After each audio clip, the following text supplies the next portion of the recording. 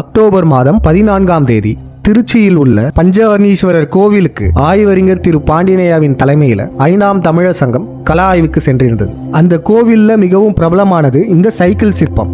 இந்த சைக்கிள் சிற்பத்தை பற்றியும் இதற்கு பின்பு இருக்கும் வரலாற்றை பற்றியும் ஆய்வறிஞர் திரு பாண்டியனையா கூறும் சுவாரஸ்யமான தகவல்களை இப்போது நாம் பார்க்கலாம். ஐயா வணக்கம்.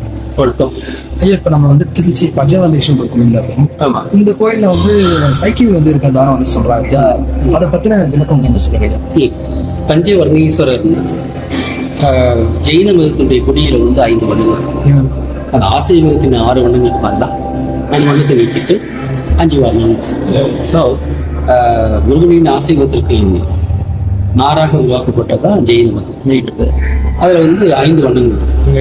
டிரான்ஸ்பரன்சி பார்த்தீங்கன்னா 6 வண்ணம். அந்த 6ல இந்த ஜெயின மதத்தில் கொடியில எய்தர் பிளாக் இருக்கும், இல்லாட்டி போனா நீளம் இருக்கும். கருப்பு அல்லது ரெண்டுமே இருக்காது. 2 விதமா அவங்க பயன்படுத்திக்கிறாங்க. இதுதான் அந்த அந்த பஞ்சவர்ணீஸ்வரர் மகாவீர் என்பது பரசுராமனுடைய ஒரு கற்பனை வடிவம். இப்ப இந்த கோயில் இதுக்கு சைக்கிள் அடிச்சு வச்சிருக்காங்க. முருகனுக்கு எதிராக முருகனுடைய பிம்பம் மாதிரிதானே மகாவீரை உருவாக்கி வச்சிருக்காங்க. அப்ப முருகன் பெரிய விஞ்ஞானி, பல விஞ்ஞான தொழில்நுட்ப அதனுடைய குறியீடு என்னன்னா சைக்கிள். முருகன் விஞ்ஞானி, அவர் பல கண்டுபிடிப்பு செய்திருக்கிறார். அதனுடைய ஒரு குறியீடுன்றது சைக்கிள்.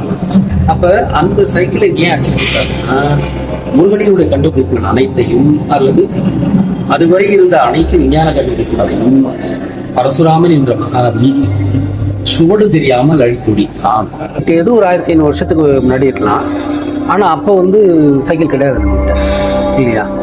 இது அதற்கு பின்னால கட்டுறதெல்லாம் கிடையாது. இதோட அமைப்பு இதெல்லாம் பார்த்தீங்கன்னா கோயில் கட்டும்போது கட்டப்பட்டது தான். இது கோயில் கட்டுறது ஒரு 1500 வருஷம்னா 1500 வருஷத்துக்கு முன்னாடி நம்மகிட்ட சைக்கிள் கிடையாது, உலகத்தில் எங்கேயுமே கிடையாது. அப்படின்னு என்ன அர்த்தம்னா, இது அதுக்கு முன்னால பரசுராமன் கலைவரப்படையெடுப்பு அழித்தான். அந்த அழித்தான் என்பதை நினைவு கூறுகின்ற ஒரு கோயில் தான் இந்த பஞ்சவர்ணீஸ்வரர் கோயில்.